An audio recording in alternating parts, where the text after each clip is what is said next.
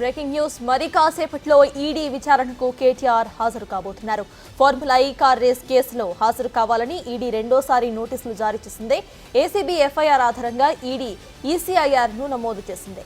FEO కంపెనీకి HMDA నిధులను RBI rules కు విరుద్ధంగా బదిలీ చేసినట్టుగా ఆరోపణలున్నాయి.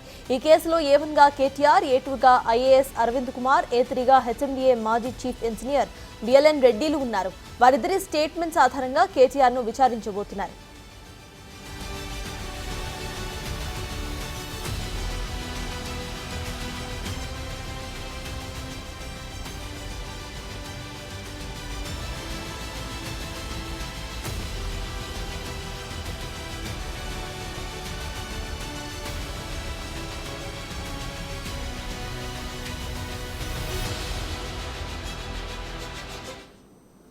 ఇక మరి కాసేపట్లో ఈడీ విచారణకు కేటీఆర్ హాజరవుతారు. ఇదే అంశంపై పూర్తి డీటెయిల్స్ మా ప్రతినిధి సురేష్ అందిస్తారు. సురేష్, చెప్పండి, ఇవాల్టి విచారణ ఏ టైంకి స్టార్ట్ అవుతోంది? ఇక క్వశ్చన్స్ ఎలా ఉండబోతున్నాయి? అప్డేట్స్ ఏంటి?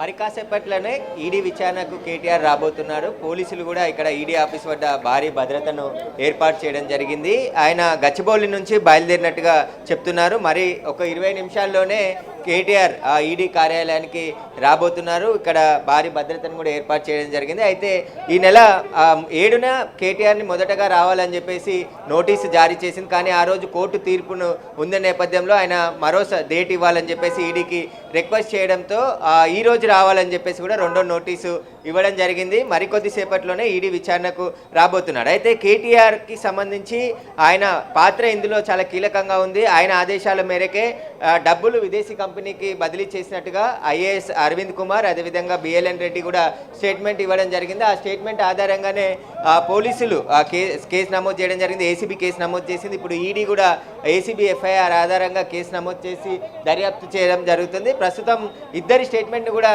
రికార్డ్ చేయడం జరిగింది. ఇటు అరవింద్ కుమార్తో పాటు బిఎల్ఎన్ రెడ్డికి సంబంధించిన స్టేట్మెంట్ కూడా ఈడీ ఇప్పటికే రికార్డ్ చేసింది. ఆ స్టేట్మెంట్ ఆధారంగా ఇప్పుడు ఏదైతే కేటీఆర్కి సంబంధించి విచారణ చేయబోతున్నారు, ఆయన ఈ కంపెనీకి సంబంధించి ఈ ఫార్ములా కంపెనీకి సంబంధించి డబ్బులు ఎందుకు బదలాయించారు, ప్రభుత్వ అనుమతి కానీ ఆర్బీఐ రూల్స్ ప్రకారం పాటించకుండా నిధులు ఎందుకు మళ్లించారనే దానిపైనే పోలీసు ఇప్పుడు ఈడీ దృష్టి పెట్టబోతుంది.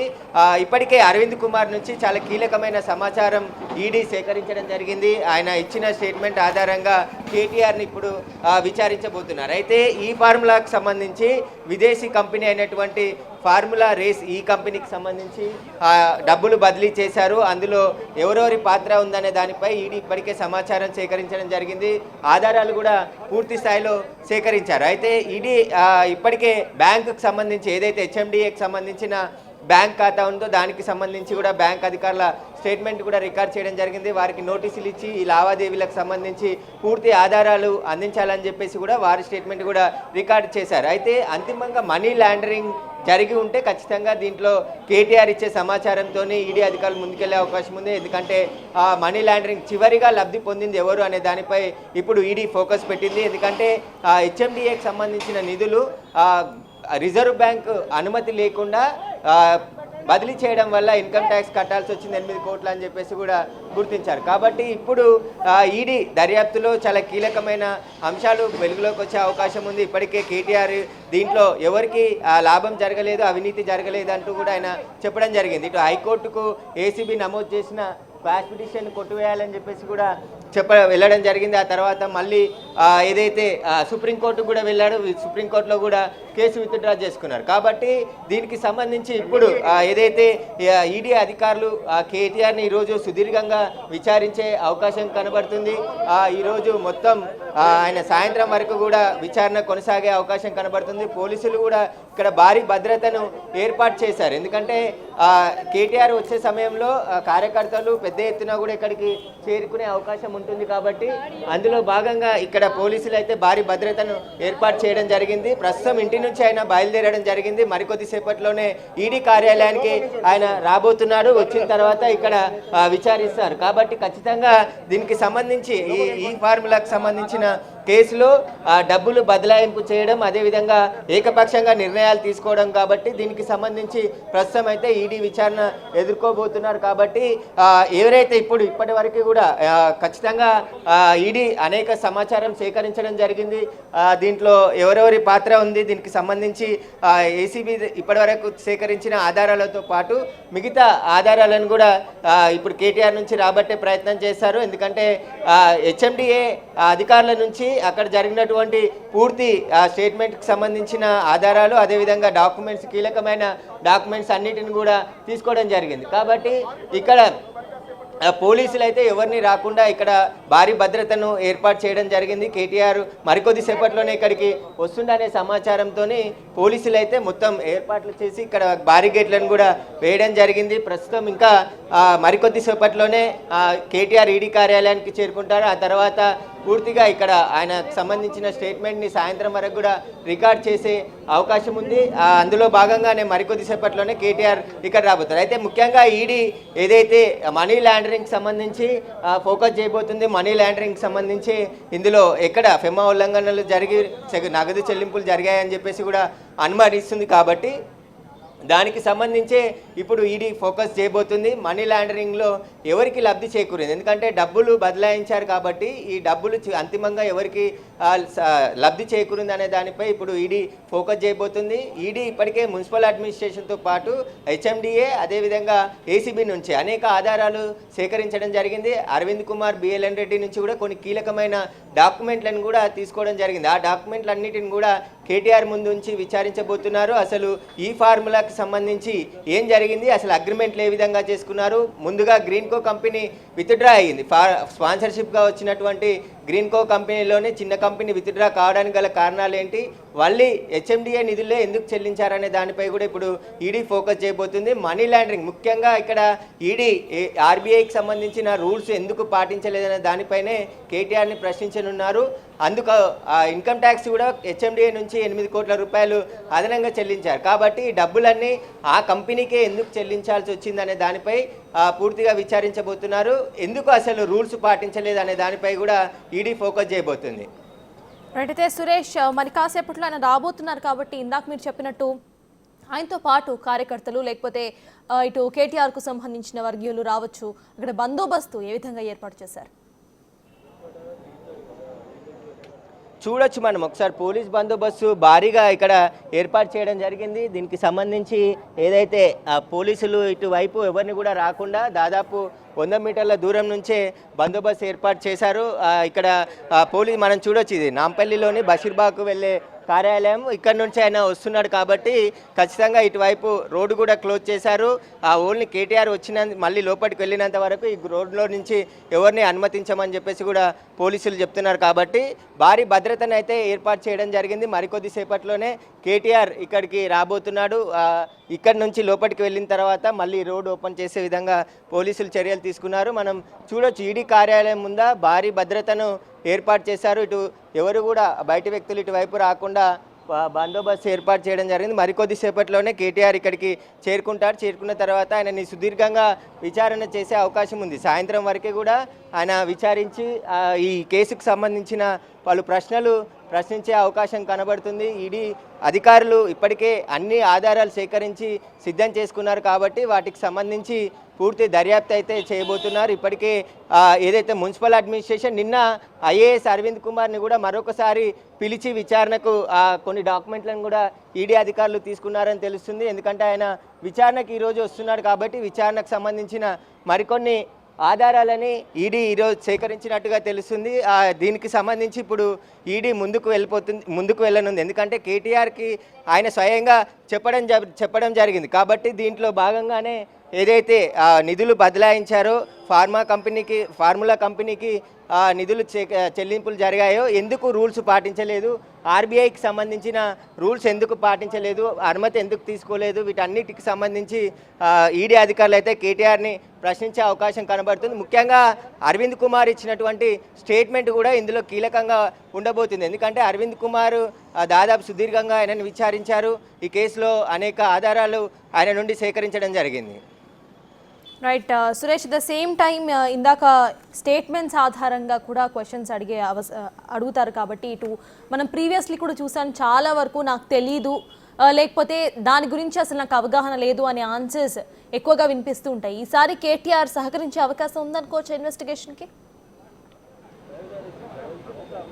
ఈడీ అధికారుల ముందల తప్పించుకునే అవకాశం లేదు. ఏసీబీ విచారణకు అడ్వకేట్తో నేను వెళ్తానని చెప్పేసి హైకోర్టు నుంచి అడ్వకేట్ ద్వారా వెళ్ళడం జరిగింది. కాబట్టి ఇప్పుడు ఈడీ కార్యాలయానికి కేటీఆర్ఏ స్వయంగా వస్తున్నాడు, ఆయననే విచారణకి వెళ్ళనున్నాడు. ఆయన లీగల్ టీం కూడా లోపలికి అనుమతించమని చెప్పేసి పోలీసులు ఇక్కడ ఈడీ అధికారులు స్పష్టం చేయడంతో ఈ కేటీఆర్ ఒక్కరు మాత్రమే లోపలికి వెళ్తారు, విచారణ ఎదుర్కొంటారు. ఈడీ అడిగే ప్రశ్నలన్నిటికీ కూడా ఆయన సమాధానాలు చెప్పే అవకాశం ఉంటుంది. అసలు ఆయన ఎందుకంటే ఫార్ములా కంపెనీకి సంబంధించి నగదు చెల్లింపులకు సంబంధించి తానే ఆదేశాలు ఇచ్చానని చెప్పేసి కూడా కేటీఆర్ స్వయంగా చెప్పాడు. కాబట్టి ఆ ఆదేశాలకు సంబంధించి ఎందుకు ఆదేశాలు ఇవ్వాల్సి వచ్చింది, ఎలక్షన్ కోడ్ ఉంది, ఎలక్షన్ కోడ్ ఉన్న సమయంలో ఎందుకు మీరు నిర్ణయం తీసుకున్నారు, ఏకపక్షంగా ఎలక్షన్ కమిషన్ అనుమతి ఎందుకు తీసుకోలేదనే దానిపై కూడా ప్రశ్నలు అడిగే అవకాశం ఉంది.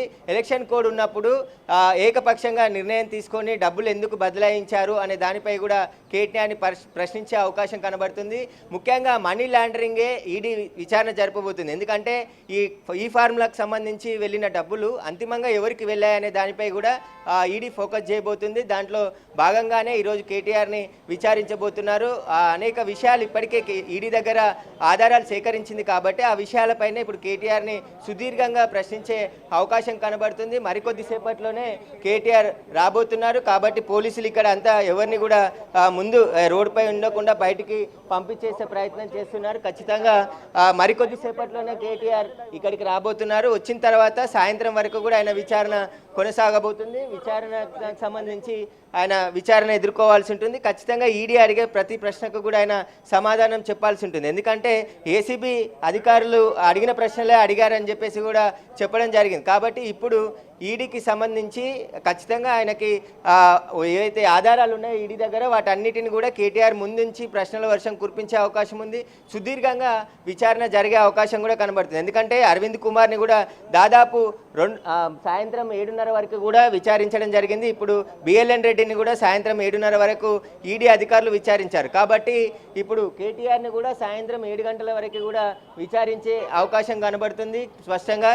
దాంట్లో ఇక్కడ ఈ ఫార్ములాకి సంబంధించి రిజర్వ్ బ్యాంకుకు సంబంధించి అనుమతి లేకపోవడం, ఓవర్సీస్ బ్యాంకుకు సంబంధించి నిధులు ఏ విధంగా జారీ చేశారు, ఎలా మళ్లించారనే దానిపై కూడా ఈడీ ఫోకస్ పెట్టింది. దానికి సంబంధించిన ఆధారాలన్నిటిని కూడా ఇప్పటికే సేకరించడం జరిగింది. కాబట్టి ఈడీ అధికారులు ఇప్పుడు కేటీఆర్ని అనేక ప్రశ్నలు ప్రశ్నించబోతున్నారు. అసలు ఏం జరిగింది, అప్పుడు ఎలా నిధులు మళ్లించడానికి ఆదేశాలు ఎందుకు చేసుకున్నారు, ముఖ్యంగా అప్పుడు జరిగిన అగ్రిమెంట్లు ఏంటి అనే దానిపై కూడా పూర్తిగా ప్రశ్నించే అవకాశం కనబడుతుంది. మనం చూడొచ్చు పోలీసులకు సంబంధించి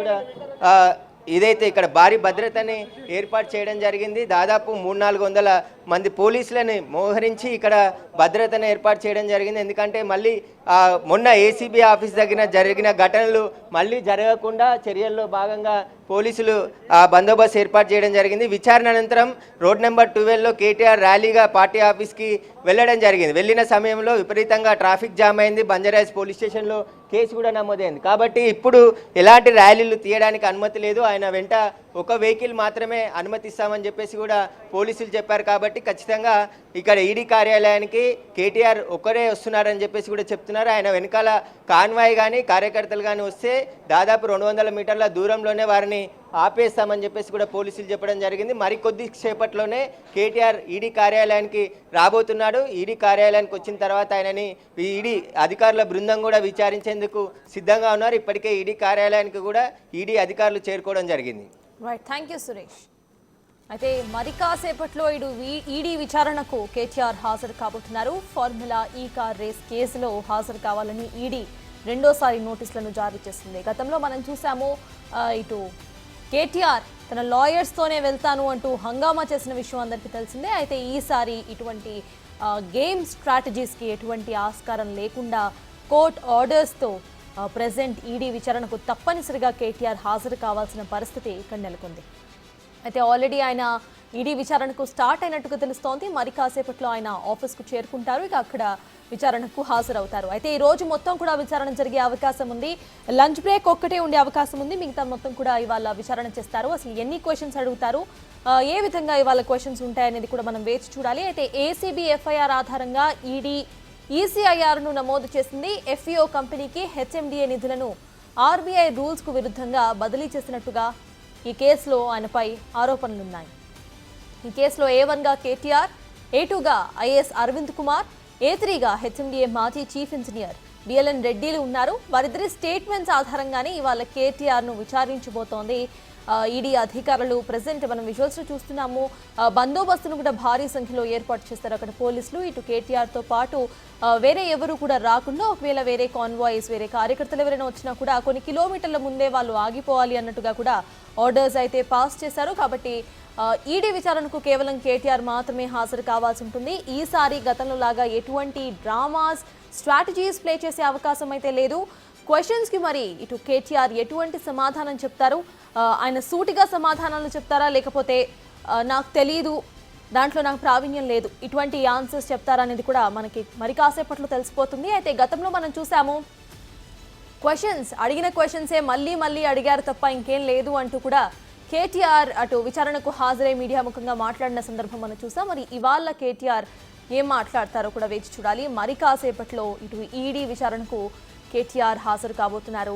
ఆయన ఆల్రెడీ కేటీఆర్ కాన్వాయ్ బయలుదేరినట్టుగా తెలుస్తోంది. ఈడీ విచారణకు ఫార్ములా ఈ కార్ రేస్కు సంబంధించి ఇటు విచారణకు హాజరు కావాలని ఈడీ రెండోసారి నోటీసులు జారీ చేసింది. ఏసీబీ ఎఫ్ఐఆర్ ఆధారంగా ఈడీ ఈసీఐఆర్ను నమోదు చేసింది. ఎఫ్ఈఓ కంపెనీకి హెచ్ఎండిఏ నిధులను ఆర్బీఐ రూల్స్కు విరుద్ధంగా బదిలీ చేసినట్టుగా ఆరోపణలు ఉన్నాయి. ఈ కేసులో A1గా కేటీఆర్, A2గా ఐఏఎస్ అరవింద్ కుమార్, A3గా హెచ్ఎండిఏ మాజీ చీఫ్ ఇంజనీర్ బిఎల్ఎన్ రెడ్డిలు ఉన్నారు. వారిద్దరి స్టేట్మెంట్స్ ఆధారంగానే కేటీఆర్ను విచారించబోతున్నారు.